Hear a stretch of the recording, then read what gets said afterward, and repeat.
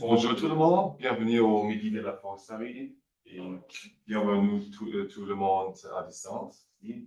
Aujourd'hui, je suis très heureux de vous présenter Brian Vincent, qui est coordinateur de projet à l'UBVT, l'organisme de bassin de Témiscamingue. Et il va parler de la question du territoire à bassin de Québec.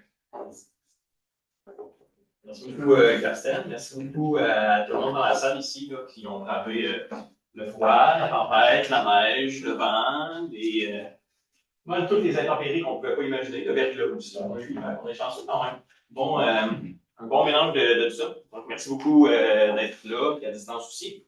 Et merci de l'invitation pour venir présenter en fait qu'est-ce qu'on fait, nous, comme organisme de bassin versant dans la région, plus précisément le bassin versant Témiscamingue. Donc, dans la présentation, on va commencer un petit peu de théorie là, avec qu'est-ce qu'un milieu aquatique d'eau douce. Parce que si je ne me trompe pas dans la salle ici, je ne crois pas qu'il y a beaucoup de gens qui travaillent en aquatique. Ça va plus être de la foresterie ou peut-être mine, si j'avais à deviner. Donc, un petit peu de théorie, juste qu'on sache de quoi on parle exactement. Ensuite de ça, la gestion de l'eau au Québec, un petit historique. La gestion intégrée de l'eau, plus précisément, qu'est-ce que c'est?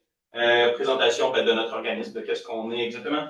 Ensuite de ça, les défis, les enjeux régionaux qu'on a et finalement des projets réalisés en cours.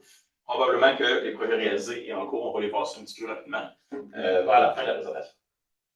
Donc, qui je suis, moi? Mon nom, c'est William Vincent, coordinateur de projet pour l'organisme de bassin versant de Témiscamingue. Je viens de la région ici, j'ai grandi à Rouen toute ma vie. Mes parents ont un chalet au Témiscamingue, donc j'ai grandi aussi au Témiscamingue durant l'été.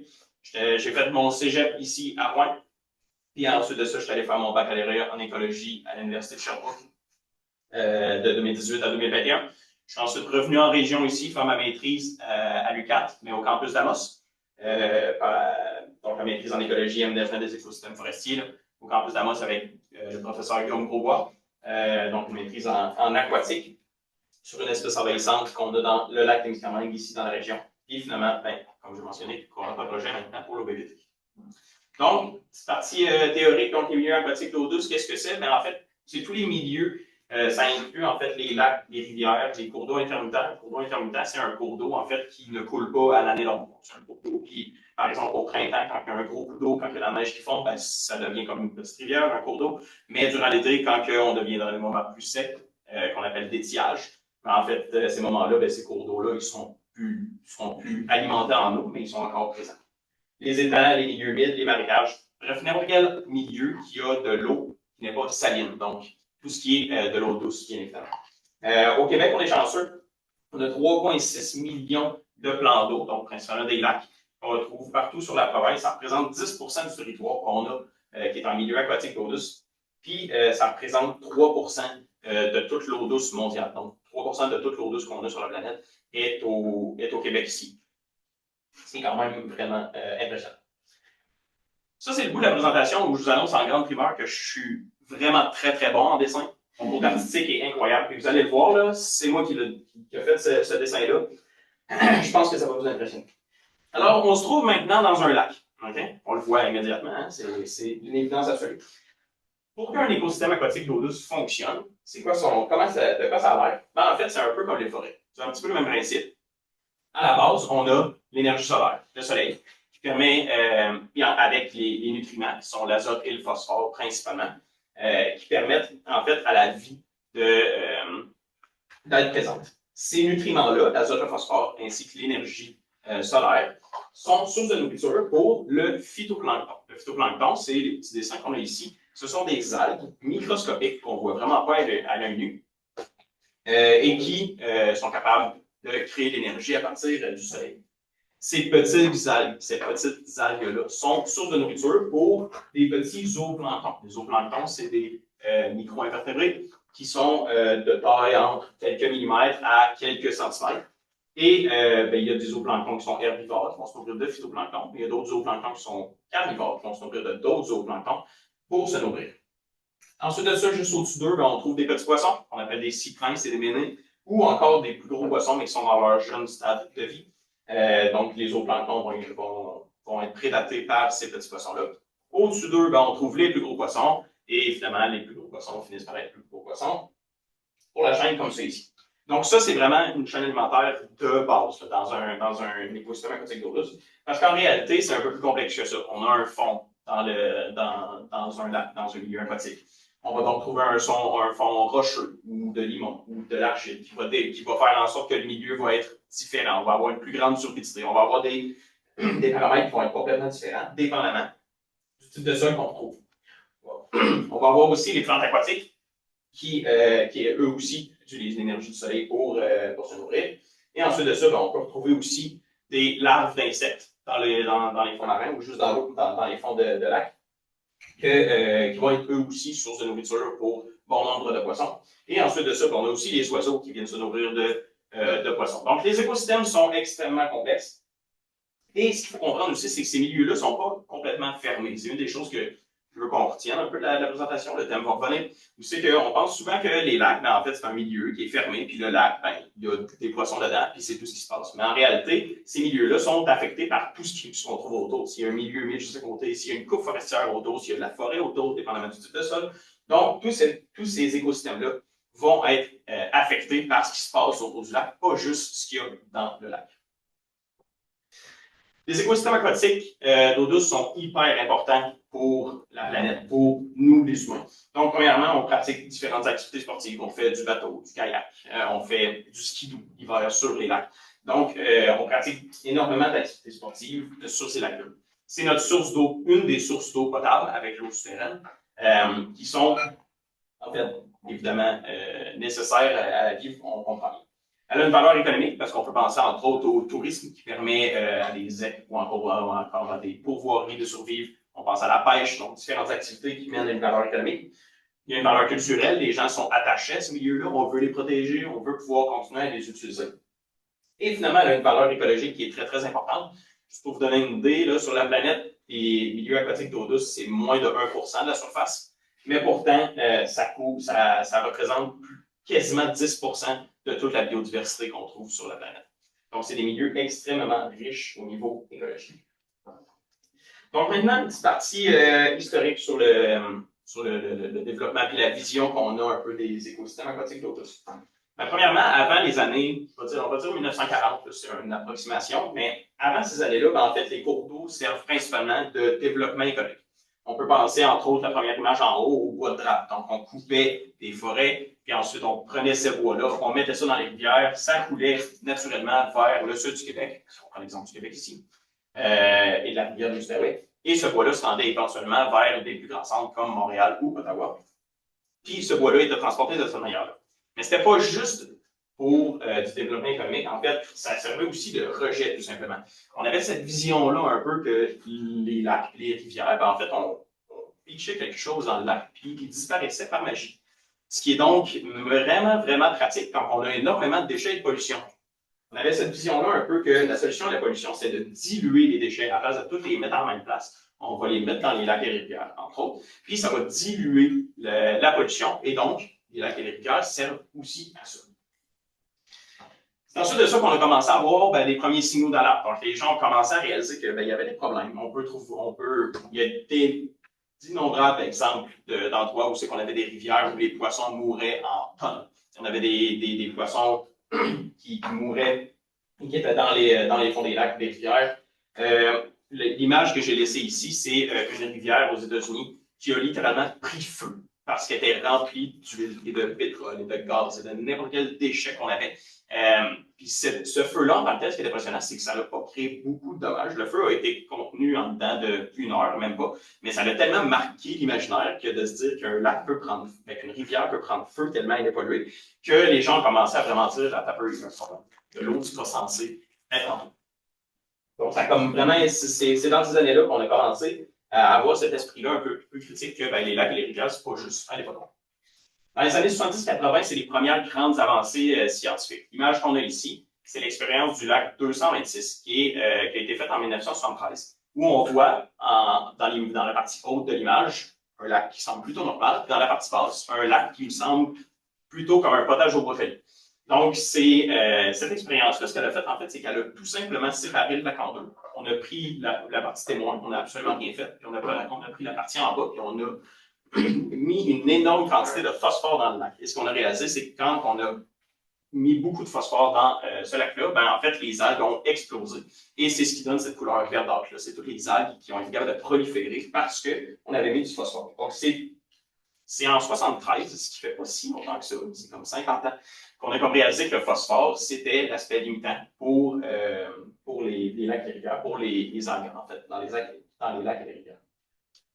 Puis, ben, de 1980 à aujourd'hui, il y a énormément d'avancées qui se sont faites au niveau scientifique, au niveau de nos connaissances, mais on réalise de plus en plus que, ben, en fait, c'est des milieux qu'il faut absolument protéger et qu'ils sont extrêmement importants pour la société.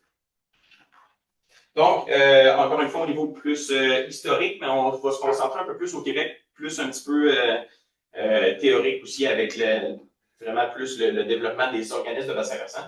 C'est en 1972, en fait, que le gouvernement a décrété officiellement que l'eau, c'était une chose publique. Donc, on lui a donné le statut de chose publique, ce qui veut donc dire qu'il n'y a personne qui possède de l'eau. Tu n'as pas le droit de posséder de l'eau. Moi, l'eau que j'ai dans ma bouteille d'eau ici, elle est à personne. Elle est à moi parce qu'elle est dans ma bouteille d'eau. Mais cette eau-là, elle est publique. Donc, c'est un exemple un peu abstrait, j'en conviens, mais c'est pour dire que toute l'eau qu'on trouve sur le territoire, elle appartient à personne. Puis, quand ça devient une chose publique, ça revient à l'État de gérer ça. Donc, c'est à ce moment-là que l'État a créé certains organismes qui sont en fait les pionniers, les ancêtres un peu des organismes de bassin versant, un petit peu partout sur le territoire, mais vraiment de manière très, très précise. Ça, c'est vraiment pas fait partout dans la province. Donc, certaines rivières, certaines places vraiment spécifiques, on a créé certains organismes pour la gestion de cette ressource-là. C'est en 1992, en fait, qu'on a créé, que le gouvernement a créé une première association qui ont développé un projet de pilote d'un esquisse, en fait, un peu d'un organisme de bassin versant. Et ensuite de ça, ben, c'est en 1997, suite au rapport qui a été fait, qui s'en est suivi, qu'ils ont décrété que ce projet de pilote-là devenait le premier OBV officiel et qui devenait le premier organisme qui gérait l'eau par bassin versant sur le territoire.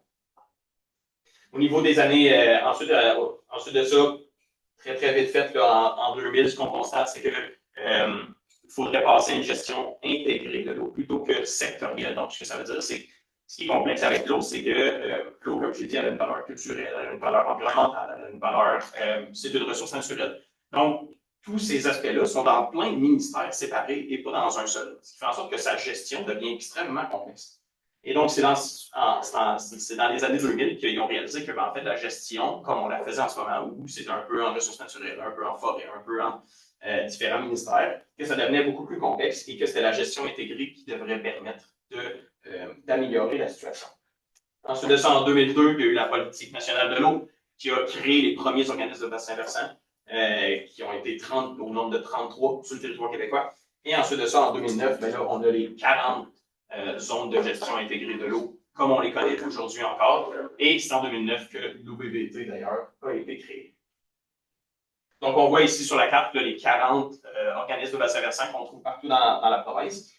Donc, juste pour vous donner une idée, là, je sais pas si je fais celui-ci. Non, là, donc, on voit le numéro 2 ici. Ça, c'est notre territoire à nous. On est le bassin versant Témiscamingue, donc en orangé comme ça ici. Ça, c'est notre territoire.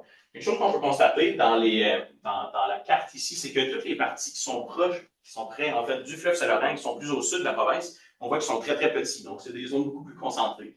Ça peut s'expliquer par le fait que c'est pas nécessairement que les bassins versants sont plus petits dans ce territoire-là. C'est juste que, en fait, c'est la densité de la population que joue un peu un rôle, dans le sens où si on avait une énorme population dans tout ce territoire-là, en plus d'avoir un énorme territoire où on avait énormément de population, ça rendrait la chose encore plus complexe qu'elle l'est déjà.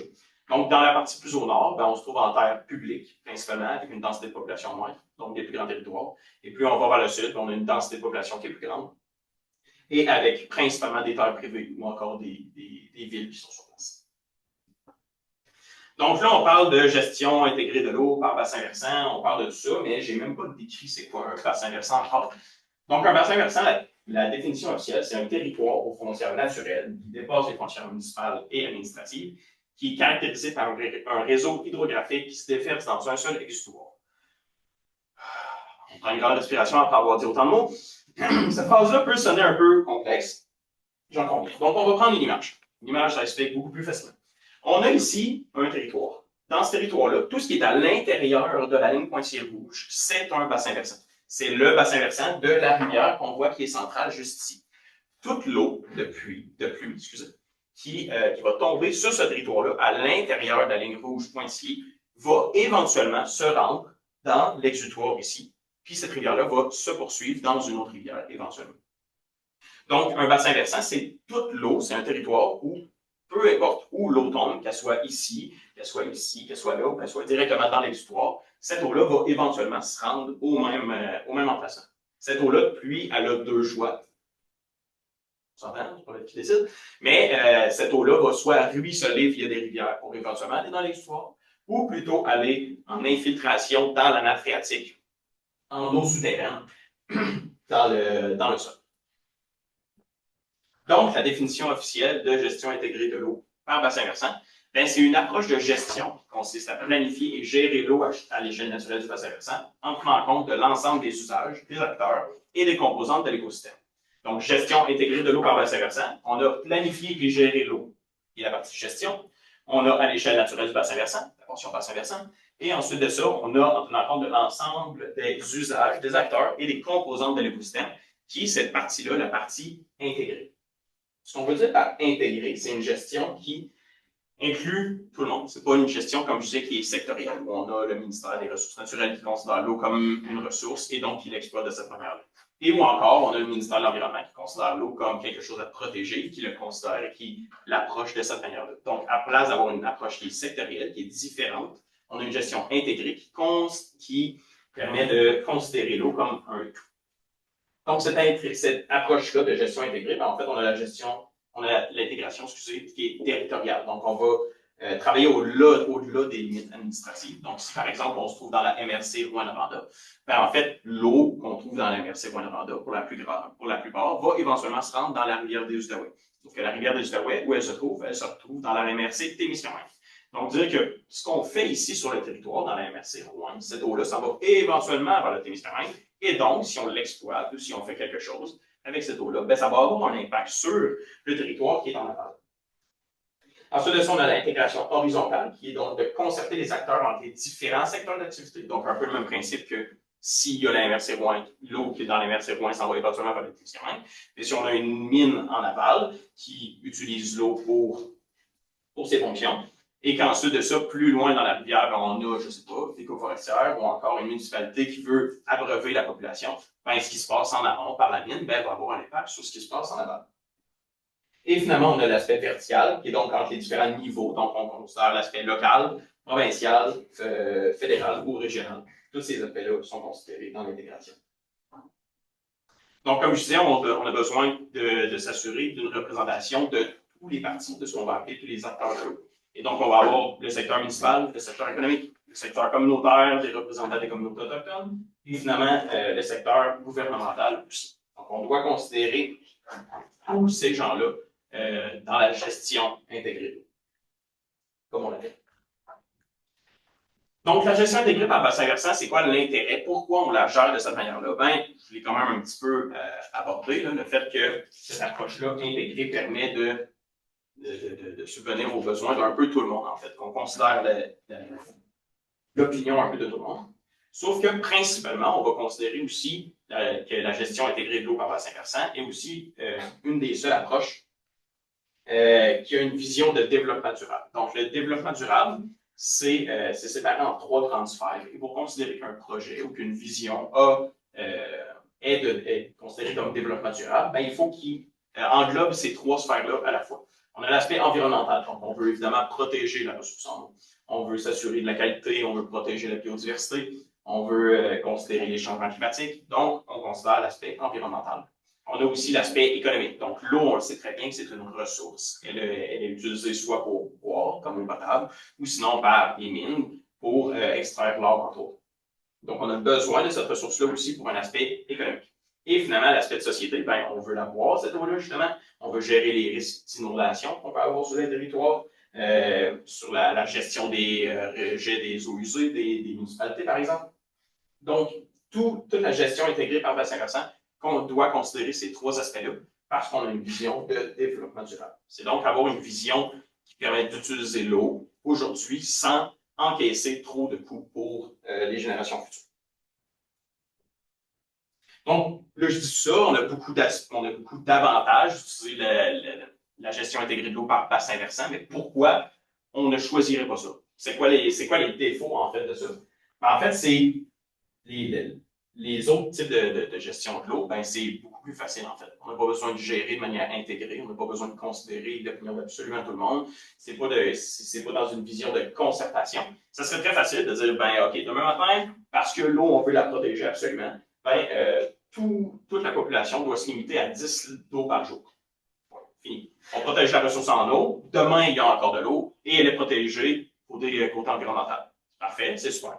Sauf que, au niveau économique, ben, c'est absolument pas réalisable. Au niveau des mines et tout, il y a personne, je dis les mines, n'importe quelle industrie, ne seront pas capables de fonctionner si on met ce type de règlement-là. Donc, c'est une vision qui est beaucoup plus complexe, mais qui permet d'amener ça d'une manière de développement durable. Ici, on va le passer de tête. Donc, pourquoi choisir cet aspect-là aussi contraignant? Mais en fait, c'est que l'eau, c'est un élément intégrateur. Elle est partagée par tous les utilisateurs. Elle est partagée partout sur le territoire.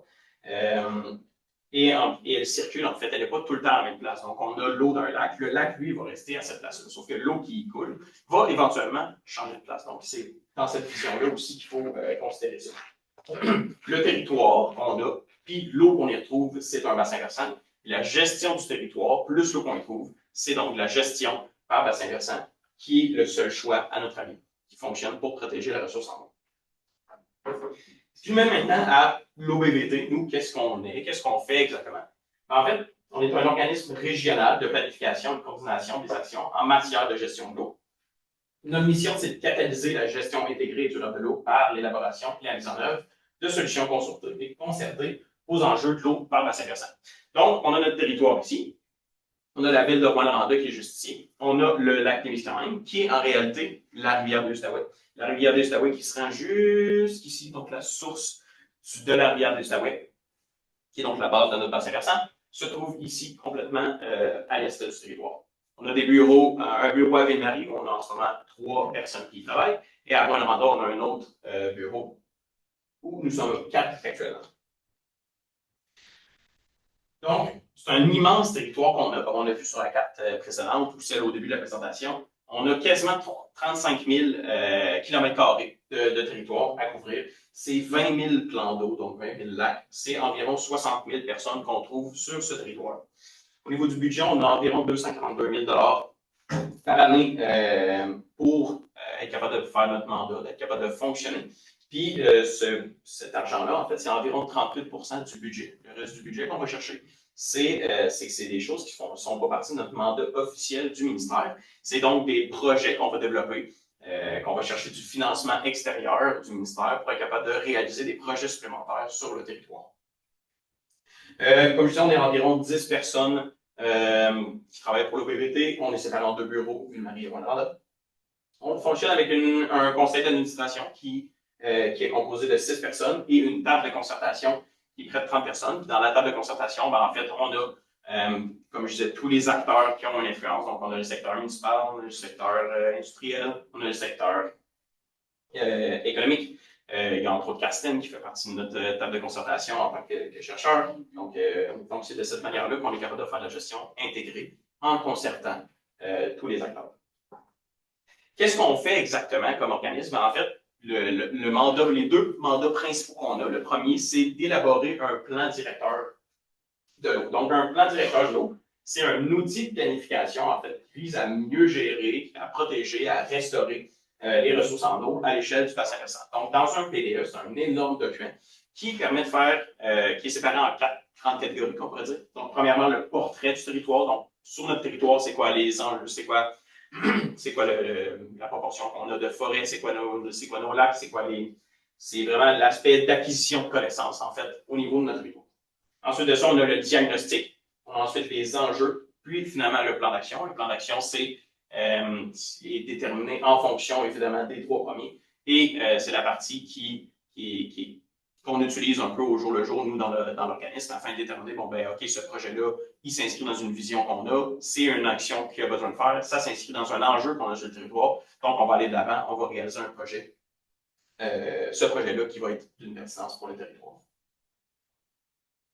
Donc, voici, juste pour vous imaginer un peu, là, en fait, sur notre territoire, là, on voit mieux Rwanda, on voit Ville-Marie ici. Et en fait, c'était aussi pour vous imaginer qu'on se trouve dans 7 MRC différentes. Donc, la partie que je disais intégrée, où c'est qu'on ne peut pas juste dire, bon, ben, on prend une MRC. En fait, on fait partie de 7 MRC différentes. On est un petit peu dans Abitibi-Ouest à peine. On est jusqu'à MRC Abitibi. On est beaucoup dans la Vallée de l'Or, dans le parc La Vérandrie, entre autres. On vient toucher Vallée de la Gatineau, Pontiac, mais on se trouve évidemment beaucoup dans la MRC d'émission.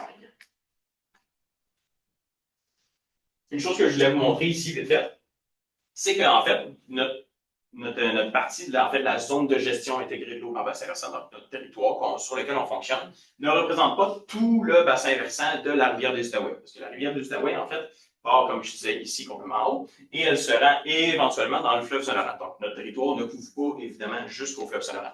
Donc, dans la séparation du territoire, on l'a séparé en sous-bassin versant, et c'est ce sous-bassin versant-là, la partie nord de la rivière des Outaouais, qu'on vient couvrir. Puis, une autre chose que je voulais montrer ici, c'est que, bien évidemment, ici, on voit la rivière des Outaouais qui est juste ici tout le long.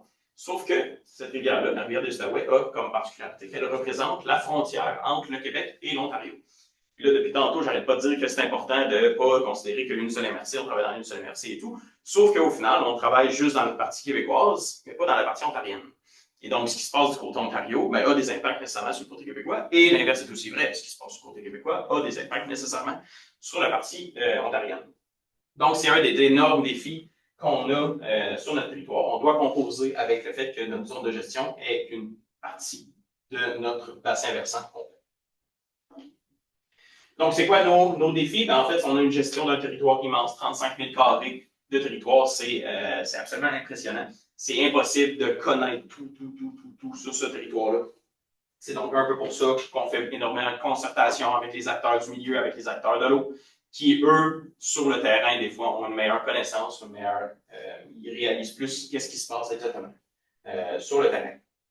C'est aussi un enjeu parce qu'on n'a pas la même réalité partout sur le territoire. Si on se trouve en plein milieu de la ville de Rwanda versus on se trouve complètement dans le parc La Vérandrie qui est à 3 heures de la ville la plus proche, ben, on s'entend que c'est un milieu et une gestion qui va être complètement différente à ces endroits-là.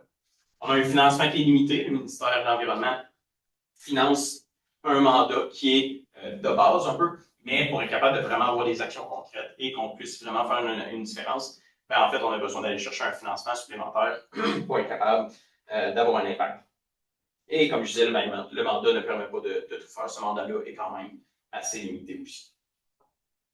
Un autre défi qu'on a, ben, c'est ce que je viens de mentionner. On travaille avec la frontière ontarienne, en fait, pour essayer de régler ce problème-là. Ben, en fait, c'est que cette frontière-là, ben, en fait, elle brise un peu le fondement de la gestion intégrée de l'eau par bassin versant.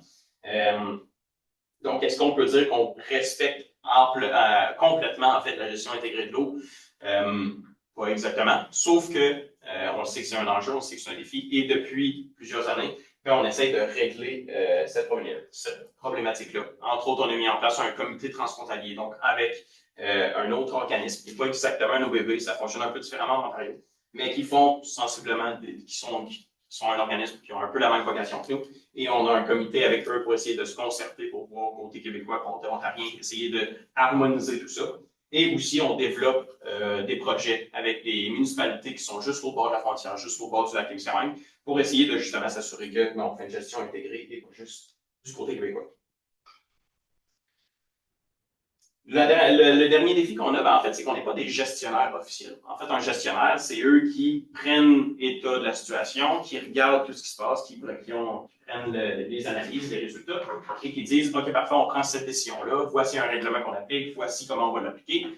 Sauf que nous, en fait, on n'a pas ce pouvoir-là. On n'est pas capable d'arriver et de dire, ben, nous autres, on va implémenter ce règlement-là pour protéger la ressource en eau ou pour une autre raison. Donc, on permet la concertation entre tous ces gestionnaires-là qui, eux, prennent les décisions. Sauf que nous, au final, on n'a aucun pouvoir au niveau des décisions qui sont prises. Et finalement, le dernier point ici, ben, c'est embrasser un peu la complexité de tout ça. Faire de la concertation avec tous les acteurs du milieu, avec tous les acteurs de l'eau, ben, c'est quelque chose qui est extrêmement complexe, qui peut être frustrant parfois parce qu'on n'a pas les mêmes visions, on n'a pas les mêmes enjeux, on n'a pas les mêmes défis. Donc ça aussi, c'est un défi qu'on a à faire. Mais comme je disais, c'est le défi qui fait partie de la beauté de la gestion intégrée. Donc, est-ce que la gestion intégrée de l'eau par bassin versant au Québec répond vraiment aux besoins? Bien, comme je disais, on est un organisme gestionnaire. En fait, les organismes gestionnaires, excusez, ne sont pas contraignants et on a peu de moyens d'action. L'arrimage avec les planifications territoriales, comme par exemple les schémas d'aménagement au niveau, entre autres, de la foresterie, c'est extrêmement complexe à intégrer. Le ministère de l'Environnement a délégué, en fait, les OBV la gestion intégrée de l'eau, mais ça implique pas tant que ça dans la gestion, donc ça rend la chose complexe aussi. Une bonne partie de la responsabilité de surveillance et d'action revient aux citoyens. C'est beaucoup de bénévolat, c'est des associations de riverains, c'est des gens qui décident de s'impliquer, surtout dans la partie, en fait, d'acquisition de connaissances, parce qu'au niveau de notre société, comment on fonctionne en tant que tel, ben, on a souvent ce défi-là de, on aimerait ça aller acquérir de la connaissance sur un territoire, sauf que s'il n'y a pas réellement un problème, ben, on n'ira pas, on sera regardé aller chercher un financement. Parce que, il n'y a pas vraiment de problème. Donc, pourquoi tu aurais besoin de cet argent-là pour aller voir s'il y a un problème, pour qu'après ça, je te finance un problème que tu viens de trouver. Donc, c'est un peu ce défi-là, mais en même temps, si on n'a aucune connaissance de ce qui se passe sur le territoire, on ne va jamais réaliser de projet, on ne va jamais régler ces problèmes-là. Donc, c'est un peu de se mettre la tête dans le sable, en réalité. Puis, le point qu'on voit complètement en bas, en fait, ça, c'est le financement que le ministère de l'Environnement donne pour les OBV. En fait, ça se trouve à être 1,2 $ par année par citoyen, ce qui est très, très peu, on s'entend. Donc, si on faisait juste augmenter un peu ce chiffre-là, probablement qu'on serait capable d'avoir des actions beaucoup plus concrètes réalisées sur le territoire. Donc, c'est quoi les pistes de solution? Qu'est-ce qu'on pourrait faire, en fait? En fait, une des choses qu'on pourrait dire, le premier, ce serait l'eau paye l'eau. Donc, utiliser et augmenter les redevances sur l'eau pour financer des actions correctives ou préventives. S'il y a des gens qui... en fait, c'est déjà quelque chose qui est en place, mais on pense que c'est quelque chose qui devrait être un peu plus en place encore. S'il y a des gens qui vont instaurer une industrie sur un milieu humide, par exemple, qui viennent qu'on vienne chercher une compensation financière, en fait, pour être capable de financer d'autres nouveaux projets pour protéger d'autres milieux. Donner un mandat d'action aux OBV, parce que dans notre mandat, en tant que tel, on a besoin de faire de la concertation, on a besoin de faire de la gestion de l'eau, sauf qu'on n'a absolument rien dans notre mandat qui dit « vous devez aller faire ce projet-là » ou « vous devriez faire cette action-là ». C'est nous qui décidons d'aller chercher du financement supplémentaire pour faire des actions concrètes, sauf qu'au final, dans notre mandat initial, on ne serait pas du tout obligé de le faire.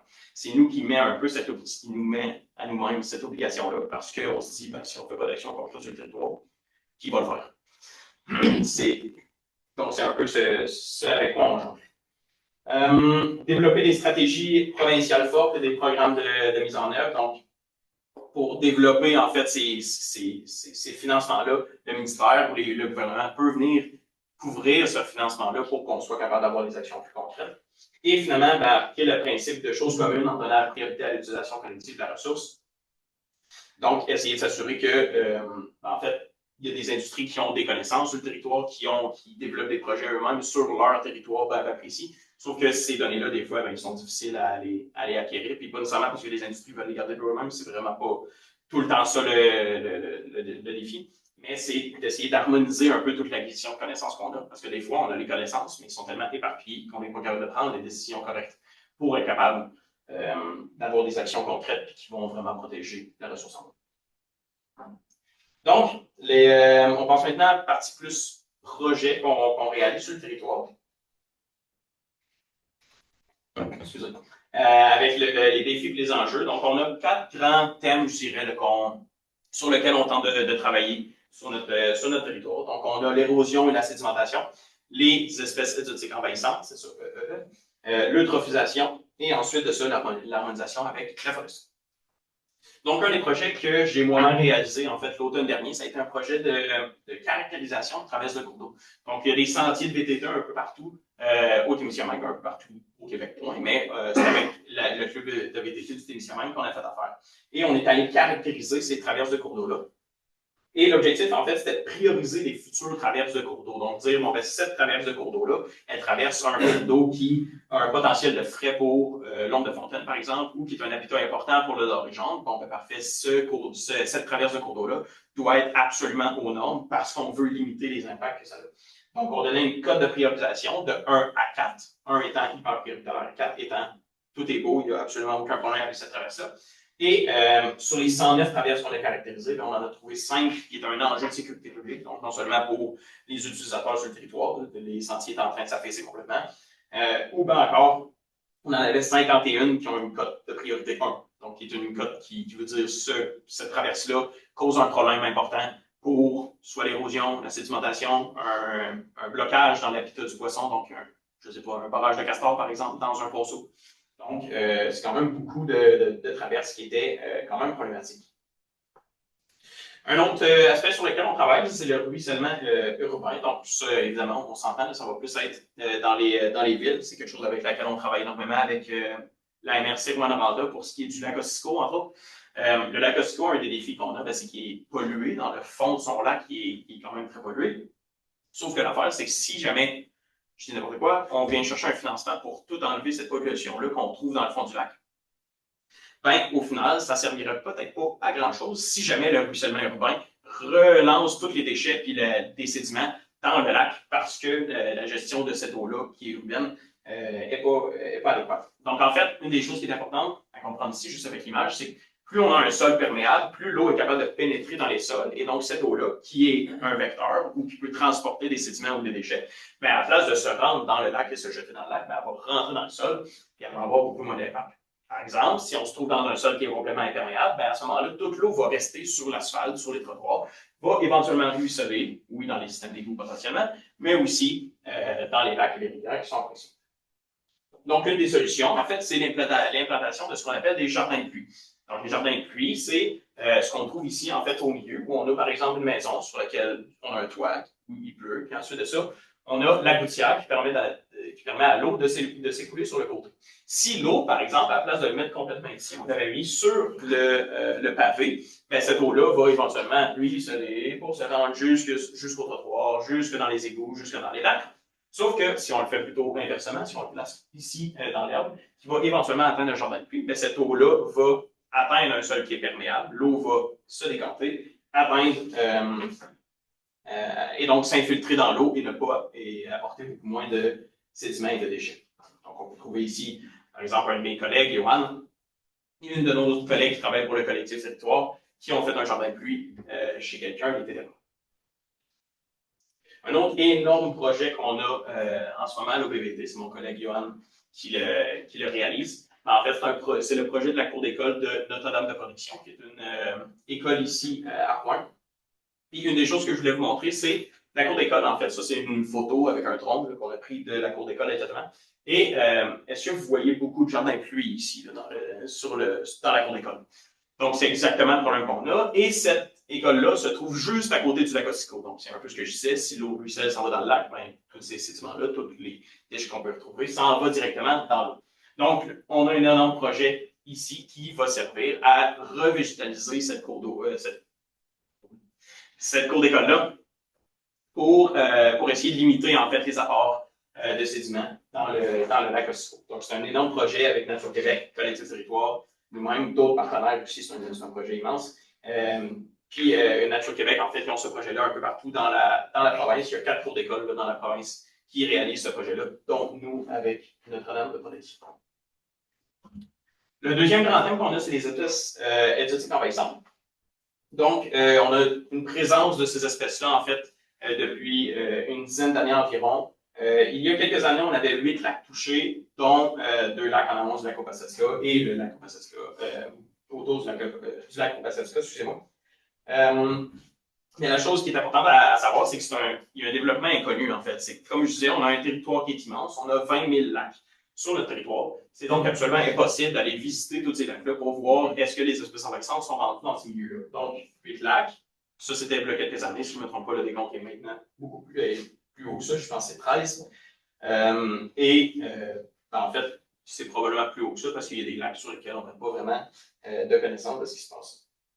On a deux espèces principales. On a le Myriophylle aepi et on a le Cladocère éclus. Donc, on a réalisé un projet en 2023 sur les lacs Opasaska et Renault pour essayer d'aller déterminer en fait c'est quoi la grosseur des herbiers de Myriophylle aepi qu'on trouve dans ces lacs-là. Et ça nous a donné cette carte ici. Donc, on peut voir sur la carte, en fait, tout ce qui est en vert, ça, c'est des herbiers où on trouve principalement des espèces qui sont indigènes. Donc, on les veut là, c'est normal. Ça fait partie de l'écosystème d'un milieu aquatique d'eau douce. Sauf qu'on trouve aussi en rouge des herbiers où on a du Myriophylle aepi. Le Myriophylle aepi, une des choses qui est extrêmement problématique, c'est qu'il est envahissant, évidemment. Donc, il va croître extrêmement rapidement, va atteindre la surface de l'eau et va donc bloquer le soleil pour que les autres plantes indigènes puissent survivre. Donc, le soleil ne pénètre plus dans l'eau, les plantes indigènes en dessous n'ont plus de soleil pour être capables de croître. La deuxième espèce qu'on a, c'est le Cladocère éclus. Donc, je me permets de faire une parenthèse un petit peu plus importante parce que ça a été mon projet de maîtrise. Donc, c'est mon petit dada, je me permets un petit peu. Donc, c'est quoi les impacts du Cladocère éclus? En fait, le Cladocère éclus, c'est un zooplancton qui est un peu plus gros, qui a une grosse épine, ce qui fait en sorte que cette espèce-là est capable c'est un prédateur extrêmement vorace. Pour vous donner une idée, là, ce prédateur-là, en fait, il se nourrit de 14 proies par jour. 14 proies, bon, ça ne vous dit pas grand-chose, OK?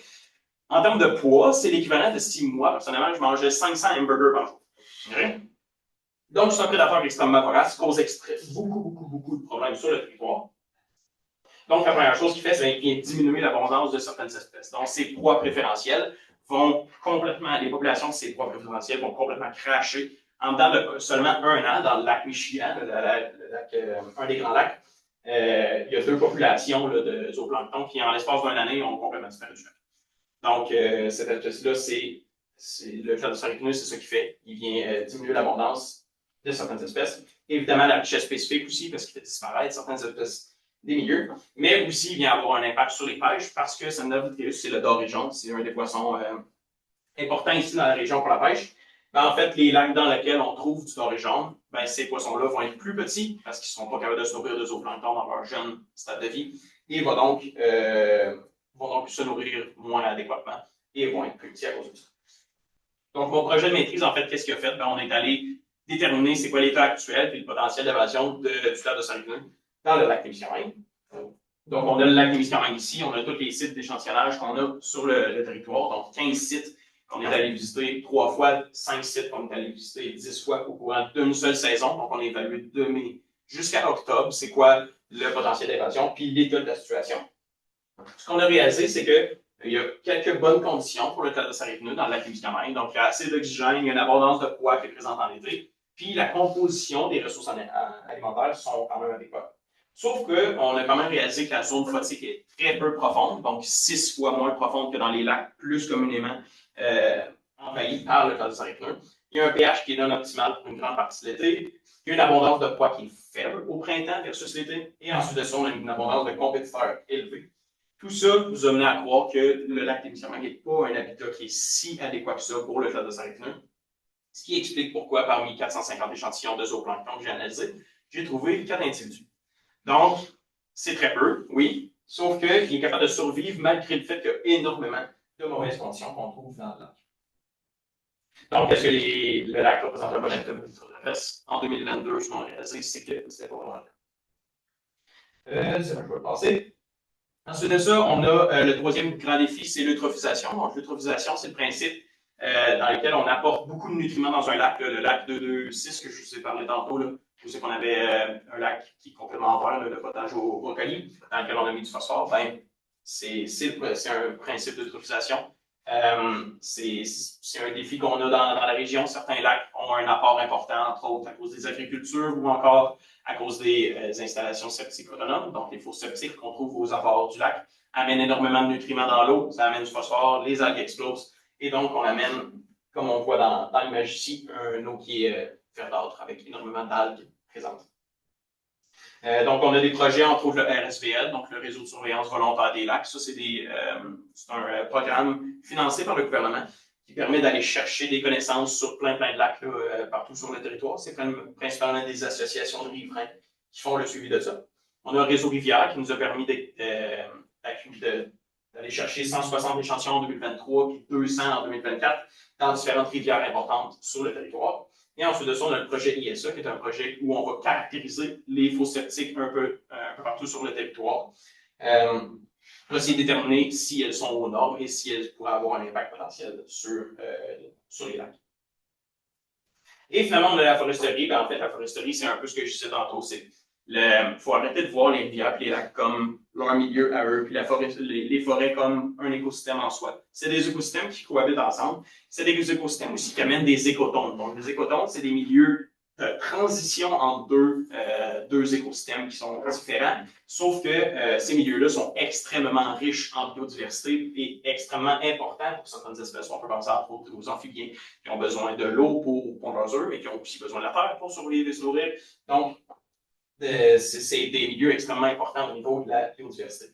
Ça, c'est juste une image que je voulais vous montrer vite fait pour montrer que quand on a un lac ici, puis qu'on laisse une bande riveraine comme ça, et qu'on a une coupe forestière partout autour, ça serait un peu de se mettre la tête dans le centre, de penser que la coupe forestière ne va pas avoir d'impact sur l'eau. Donc, l'eau de ruissellement va se rendre beaucoup plus facilement dans le lac. L'eau ne sera pas filtrée par le sol et par les arbres qui étaient auparavant présents et va donc souvent amener énormément de nutriments dans un lac.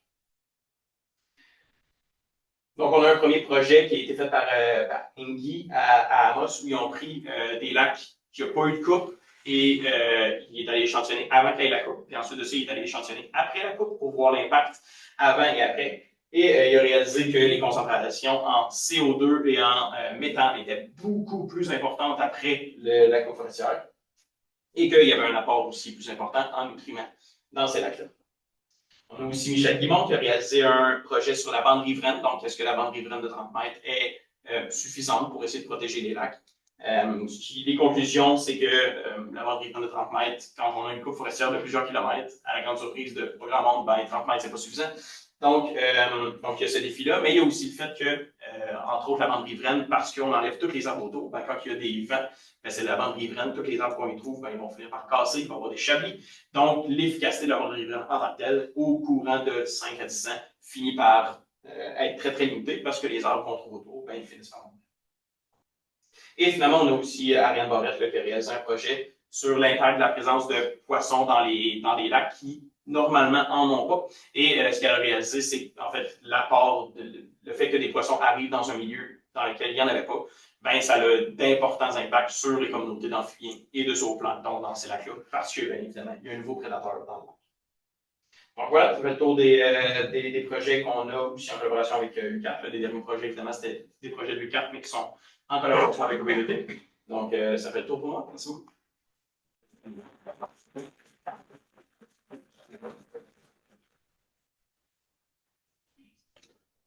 Merci beaucoup, Léa. Il y a des questions pour distance dans la salle. Ouais.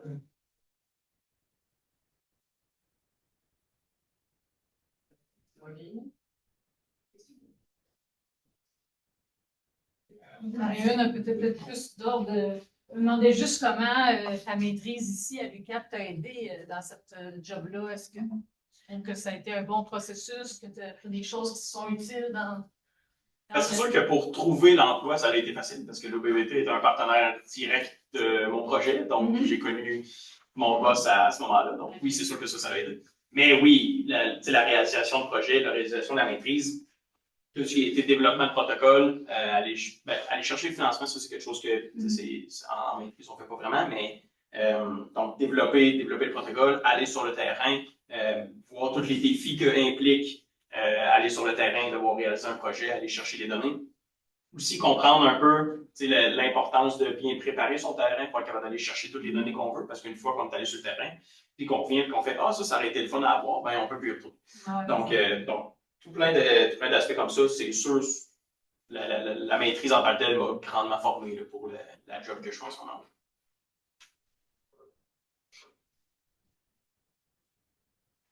Je me demandais sur, parce que tu parlais de l'immensité du nombre de plans d'eau sur le territoire. Et de ce que j'ai compris, là, les recherches, elles se centrent essentiellement autour des zones adaptées.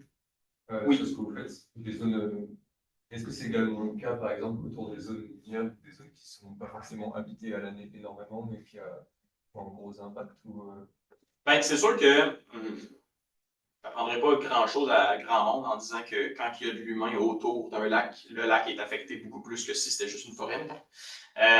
Donc, oui, il y a beaucoup de nos projets qui sont plus proches des milieux habités ou encore il y a un lac autour duquel il y a des gens qui habitent. Ben, ce lac-là va être plus suivi, on va avoir des connaissances supplémentaires.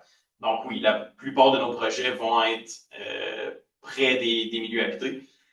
Puis c'est ça, c'est que ces milieux-là vont être un peu plus à la merci des impacts de l'homme, que ce soit par les chemins qui sont construits, que ce soit par les maisons qui remettent des rejets dedans, avec le ruissellement de l'eau par les chemins, avec les ISA, les installations septiques autonomes, qui apportent des nutriments dans le lac, puis que là, ça a un impact sur le lac. Donc, la plupart de nos projets sont au bord des lacs qui sont habités. Puis je dirais que le deuxième aspect, c'est que ces lacs-là, ben, c'est ces lacs-là pour lesquels on a des connaissances aussi. Un lac qui se trouve à 50 km de la personne la plus proche, ben, on n'aura pas de connaissances dessus, donc on n'ira pas développer un projet dessus parce qu'on n'a pas des connaissances sur un problème qui existe potentiel. Fait que, c'est un peu un circuit tourne dans le sens où on va chercher des connaissances. On a plus de connaissances parce qu'il y a des gens qui habitent autour, mais les gens qui habitent autour ont aussi des impacts sur le lac. Donc, il y a plus de problèmes qui sont décidés à cause de ça. C'est un peu un melting pot de tout ça. Vu qu'il y a quand même une bonne partie des lacs qui ne sont pas étudiés, mais on se dit qu'il y a moins de chances qu'il y ait de problème non plus s'il n'y a personne. Potentiellement, oui. Ça ne veut pas dire qu'il n'y a pas de problème avec ces lacs-là, parce que, comme je disais, un lac qui se trouve loin des gens qui habitent peut quand même avoir des coforestières autour, il peut quand même avoir des espèces hyper importantes pour la région, des espèces qui ont besoin de milieux très, très précis pour ce milieu-là, qui pourraient y habiter. Donc, il y a assurément des problèmes, sauf que c'est ça avec quoi on doit jongler. On a un financement limité, on va chercher de l'argent pour être capable de développer un projet parce qu'on a de la connaissance dessus. Donc, c'est comme ça qu'on doit fonctionner.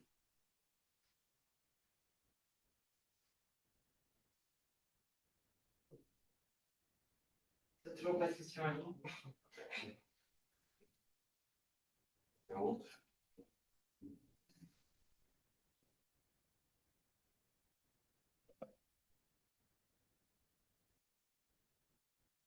Et pour nos étudiants qui travaillent avec le milieu aquatique, comment peut-ils demander, connecter avec l'OBET? Comment connecter avec l'OBET? Ben, en fait, vous pouvez nous appeler directement là, sur nos téléphones, mais sinon, avec nos adresses courriel, excusez-moi. Donc, le mien, c'est william@obbt.ca. Tous mes collègues, c'est tout prénom@obbt.ca aussi. Donc, si vous avez des connaissances sur ce qui se passe sur le terrain, des idées de projets, des idées de potentiel, de choses que vous réalisez, que vous voyez en fait sur les territoires, vous pouvez nous contacter, bien évidemment.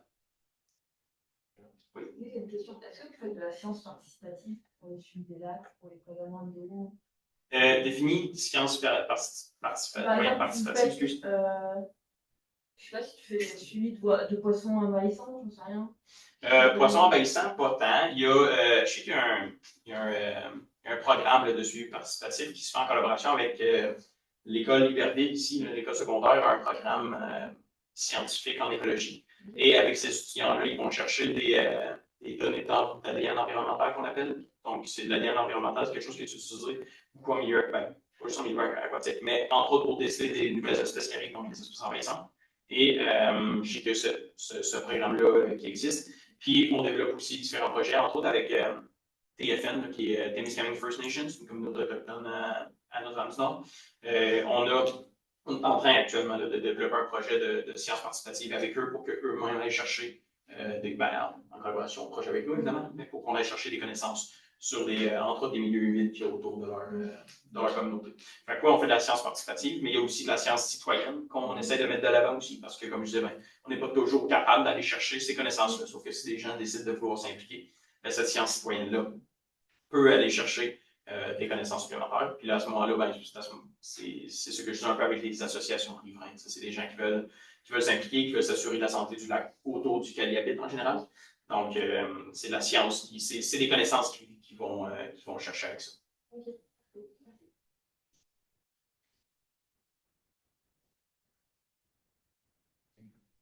Un grand merci beaucoup.